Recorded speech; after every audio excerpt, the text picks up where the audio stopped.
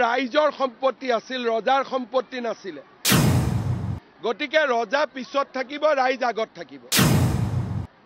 যিসকলক ভোট লাগে তেওঁলোক আগত গৈছে। মুকতো তেনেকুৱা ভোট নালাগে।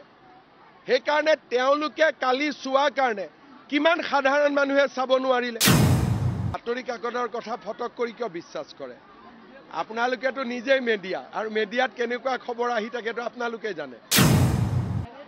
মই আৰামত চাম, ৰাইজক কষ্ট দি নাচাওঁ, কাৰণ মোৰ ইয়াৰ পৰা পলিটিকেল মাইলেজ ল'বলগীয়া নাই। প্ৰথমতে ৰাইজ, পিছত ৰজা। গতিকে ৰাইজে আগত চাব, মই পিছত চাম।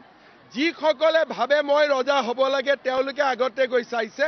সেই চিটকেইটা কোনোবা সাধাৰণ ৰাইজে পালেহেঁতেন, তেওঁলোকে পালি পহৰীয়া লৈ গৈ দখল কৰি লৈছে। গতিকে সদায় মনত ৰাখিব, জুবিন ৰাইজৰ সম্পত্তি আছিল, ৰজাৰ সম্পত্তি নাছিল। গতিকে ৰজা পিছত থাকিব, ৰাইজ আগত থাকিব। যিসকলক ভোট লাগে তেওঁলোক আগত গৈছে। মুকতো তেনেকুৱা ভোট নালাগে। সেইকাৰণে তেওঁলোকে কালি চোৱাৰ কাৰণে কিমান সাধাৰণ মানুহে চাব নোৱাৰিলে। কোনোবাই 200টা টিকট লৈ লৈছে, কোনোবাই 300টা টিকট লৈ লৈছে।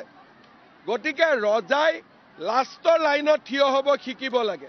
ৰজা কেতিয়াও, ৰজা কওক, মন্ত্ৰী কওক, বিধায়ক কওক, তেওঁলোকে লাষ্টৰ লাইনত থিয় হ'ব লাগে, কেতিয়াও ফাৰ্ষ্টৰ লাইনত থিয় হ'ব নালাগে।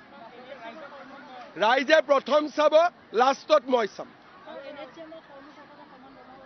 সমান দৰমহাটো যিমান দিব পাৰোঁ আমি দিয়ে আছোঁ। প্ৰতিবাদটো থাকিবই। মানুহৰতো অভাৱ শেষ নাই, খৰচো বাঢ়িছে। গতিকে চৰকাৰে যিমান কৰিব পাৰে কৰি থাকিব। মইতো শুনা নাই ভাই, তেনেকুৱা ক'ত আছে? মই নাজানো। বাতৰি কাকতৰ কথা ফটক কৰি কিয় বিশ্বাস কৰে? আপোনালোকেতো নিজেই মিডিয়া, আৰু মিডিয়াত কেনেকুৱা খবৰ আহি থাকেতো আপোনালোকে জানে। পুৰণি অৰুণোদয় ঘৰত চাকৰি হৈছে, কিবা হৈছে। গতিকে আবেদন কৰিব লাগে। এতিয়াও 4000 আমি দি থৈ গ'লো, আবেদন কৰক।